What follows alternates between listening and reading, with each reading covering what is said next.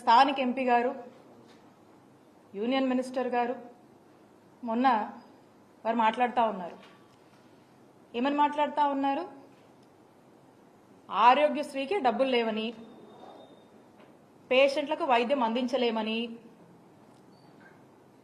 Network హాస్పిటల్కి డబ్బులు ఇవ్వలేమని, అందరూ ఆయుష్మాన్ భారత్ కార్డులు తీసుకోవాలని చెప్పి వారు మాట్లాడుతూ ఉన్నారు. అసలు ఇక్కడ నాకు ఒక అనుమానం అనిపిస్తూ ఉంది. కూటమి ప్రభుత్వంలోని ముఖ్యమంత్రి చంద్రబాబు నాయుడు గారు ఏమైనా వారి మనస్సులో ఉన్నటువంటి మాటల్ని మరి ఈ మంత్రుల ద్వారా ఏమన్నా ఎక్స్ప్రెస్ చేయిస్తున్నారా అనేటువంటి అనుమానం కూడా మాకు కలుగుతూ ఉంది. ఏమని? హెల్త్ వాళ్ళకంత ప్రయారిటీ కాదని,